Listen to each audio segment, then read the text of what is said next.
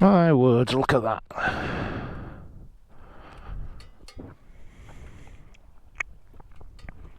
That is epic.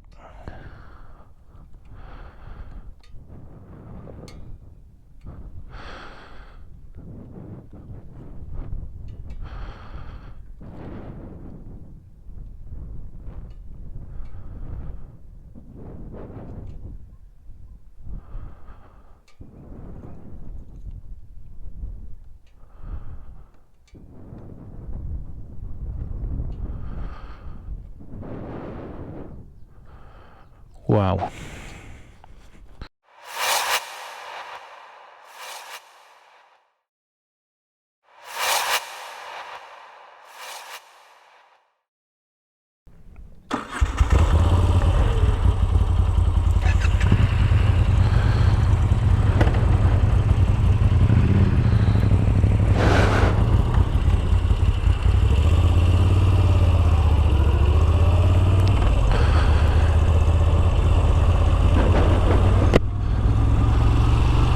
Yeah, this has got to be one of the more spectacular roads to be had in and around the Yorkshire Dales.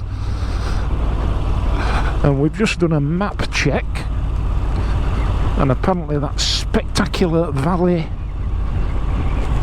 is called Deepdale.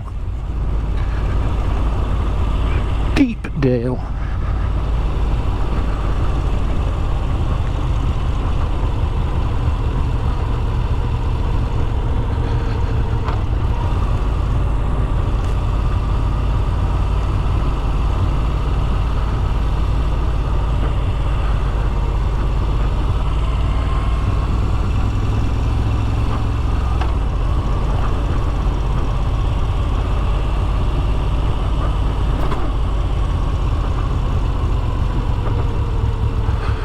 I've just been saying to Andy there, got to do this one again, and maybe next time in t'other direction.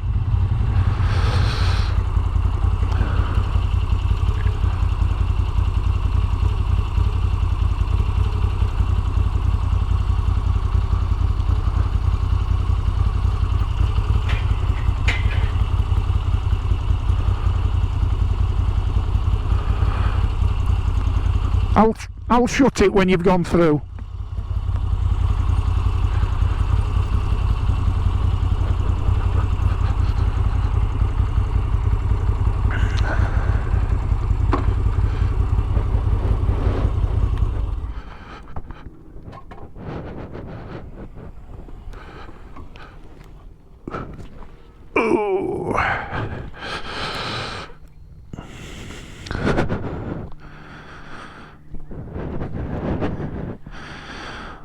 Always make sure you close the gates when you're up here, folks. The cardinal sin not to.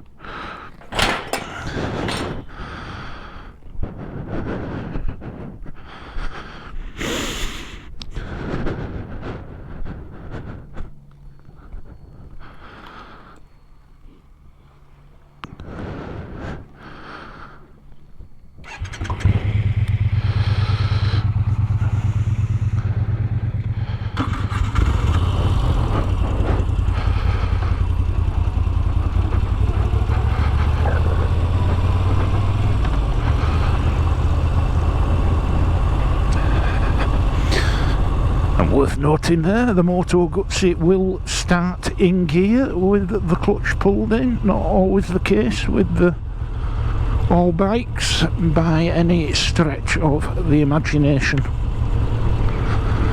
Of course, Triumphs won't fire up at all unless you've got the clutch pulled in, regardless of whether you're in neutral or not. It's a Triumph thingy.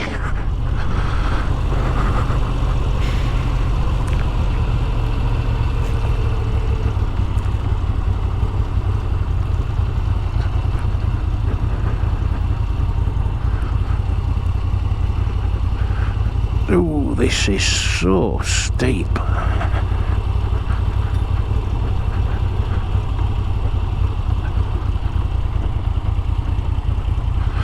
And another one.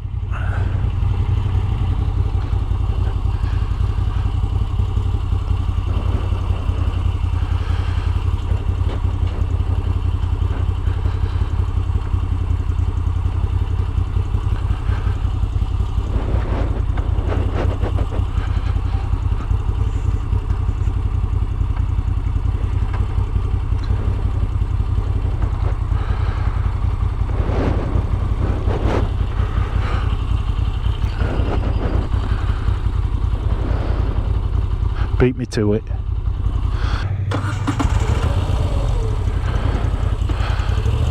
Tell you what, folks, this visor release catch on this helmet's taking some getting used to. I'm sure I'm using wrong technique.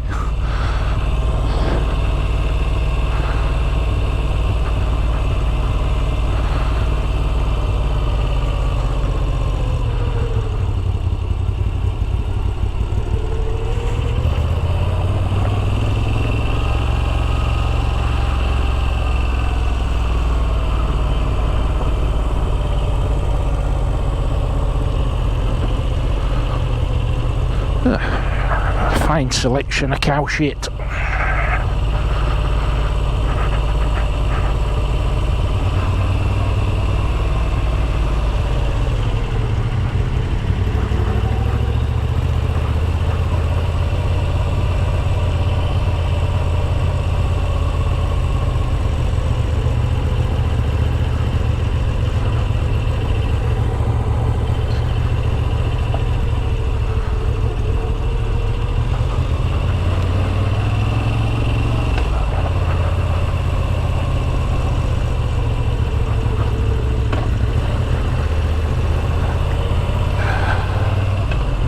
What a great bike to be on out here in the sticks. A Moto Guzzi V7 air-cooled rock and roll V-twin, old style pushrod engine. Oh, hello.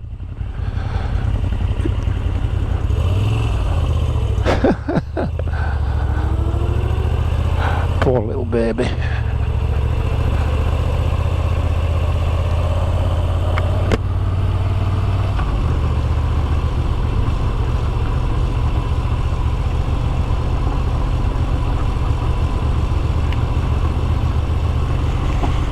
And very strong smell of wild garlic down here. That little white stuff, wild garlic. Unmistakable.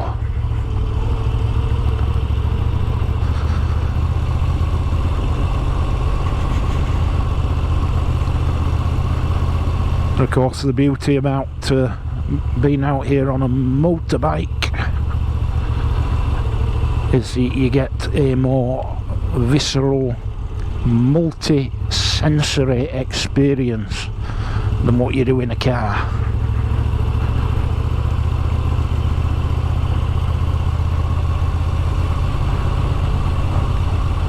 Today, the first day of June as well. So by meteorological standards, first day of summer. By astronomical standards, of course, we have to wait another 3 weeks until the vernal solstice, the summer solstice.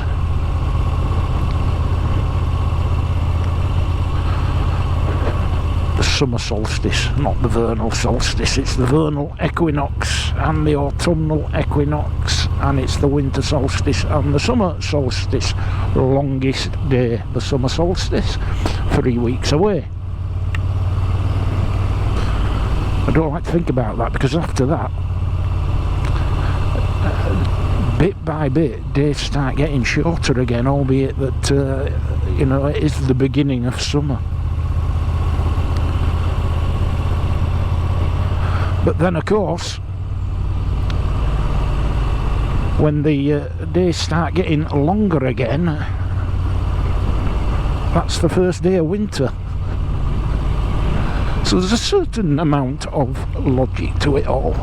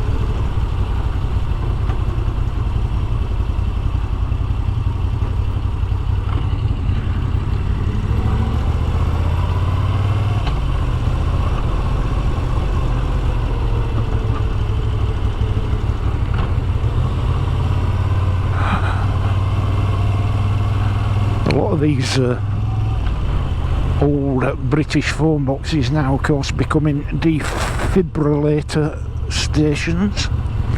Top idea.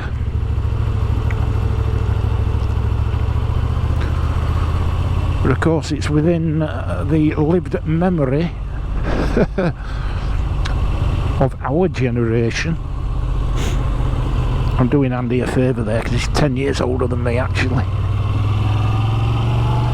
Aren't you, you old bugger?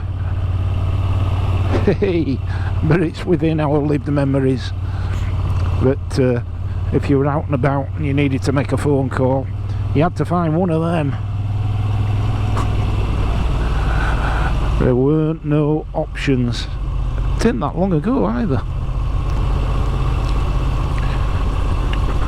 2p's they used to take post decimalisation.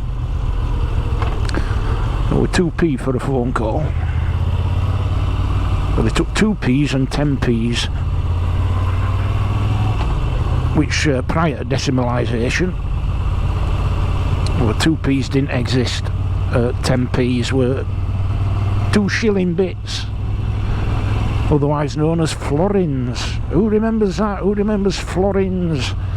Half crowns and crowns. My first ever pocket money were £0.50 a week, which is 12.5 pence.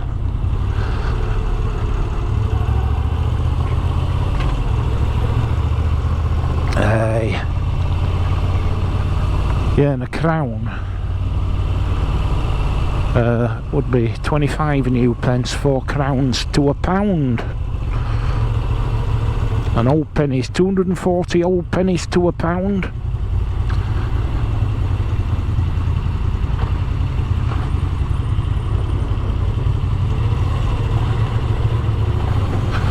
Pounds, shillings and pence, them were days.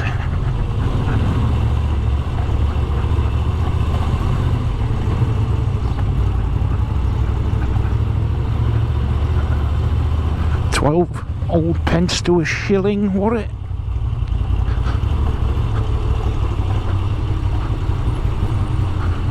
£20 shillings to a pound.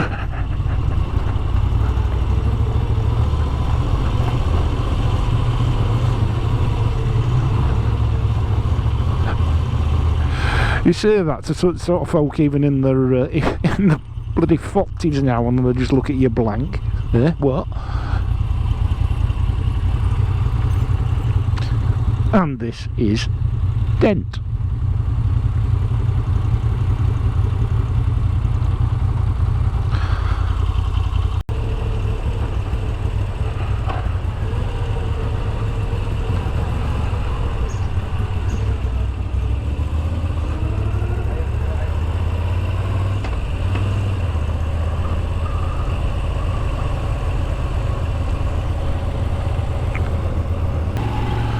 You know, if you've never ridden a Moto Guzzi, hey, you want to do it at least once in your life.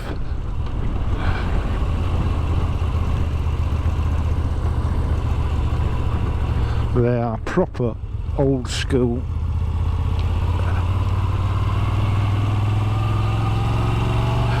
But as I've said before, if you're into refinement in your bikes, don't bother,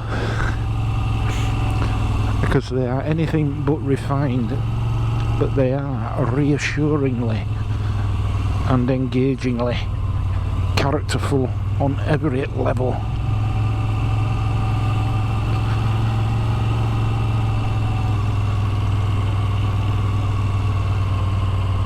Hey, imagine living out here, eh?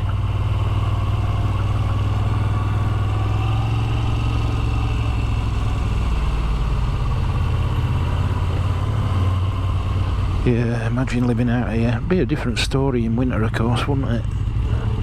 But, hey, this is glorious. Good luck, guys.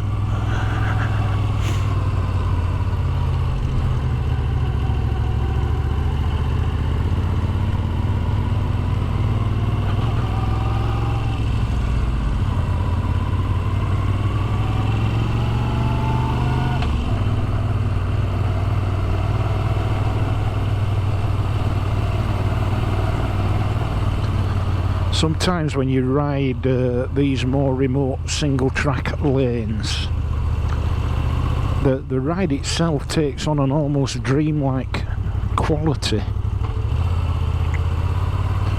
Don't ask me why, but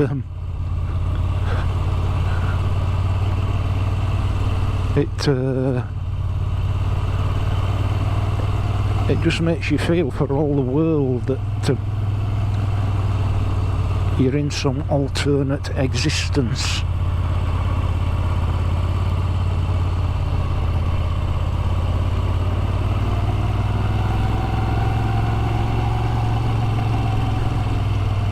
Albeit a highly desirable one from my point of view. Yeah, but sometimes it just feels a little bit otherworldly.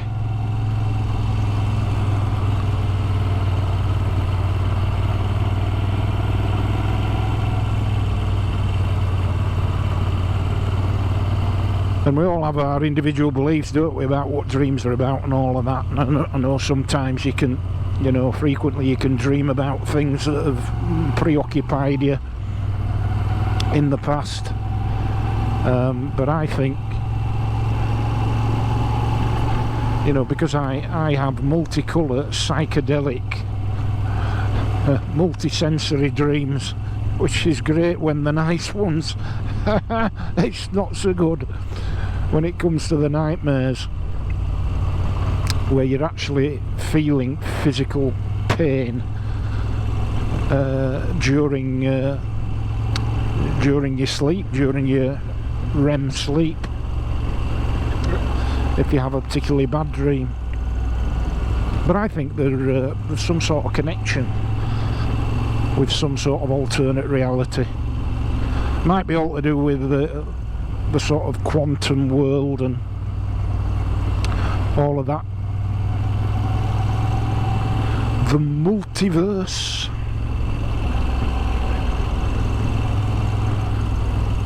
There's a very interesting principle called synchronicity. I think, was it I forget which famous philosopher talked about it. Was it Jung? Might have been. But I remember reading a book about it by an author called Brian Inglis, Synchronicity, which sort of goes some way to explaining things like the deja vu experience, but also that thing that we're all familiar with, where there is a coming together of circumstances in such a highly unlikely way that you cannot help but think that there's a connection between the two. Like when you're thinking about somebody and then the phone rings and it's them, and it's the first time you've spoken to them in years or whatever. That sort of thing.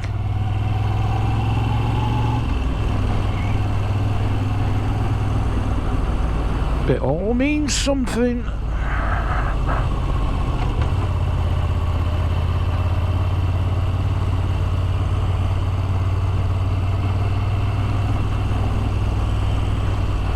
I have lots and lots of dreams about my dad and my mum to a certain but lesser extent, but never in an old setting, all in a modern setting,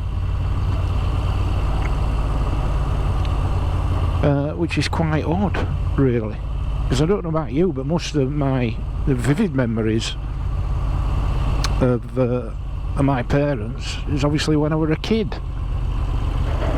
And I was with them pretty much all the time. Yet when it comes to the dreams, they're all in a modern setting where I'm well grown up. Oh, strange, strange things.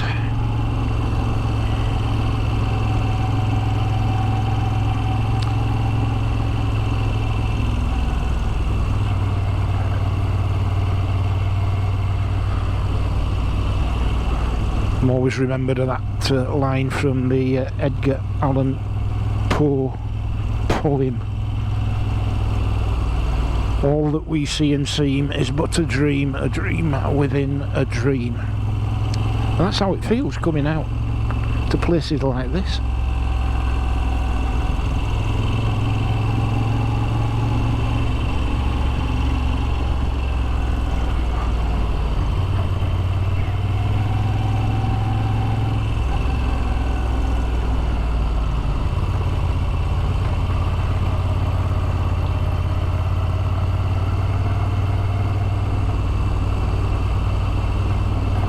Thank you.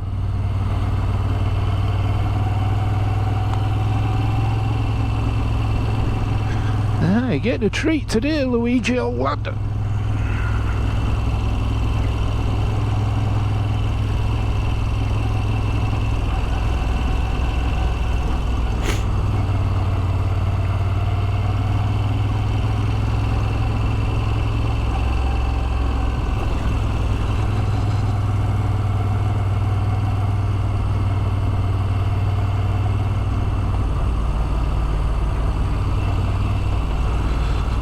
Yeah, look at that there winding river.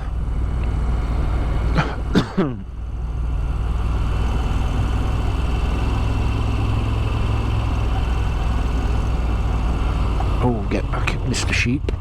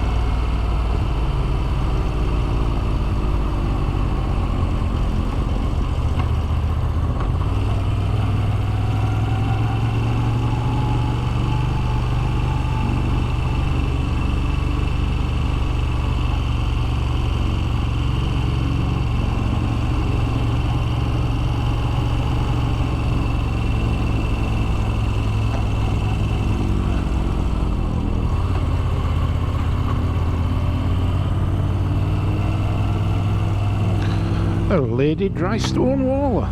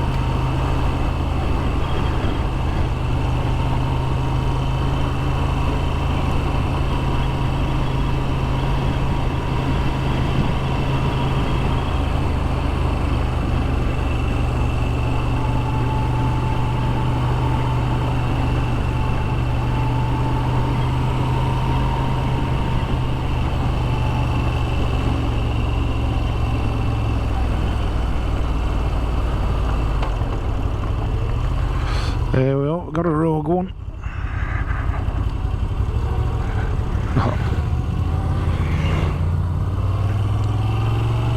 Bless. The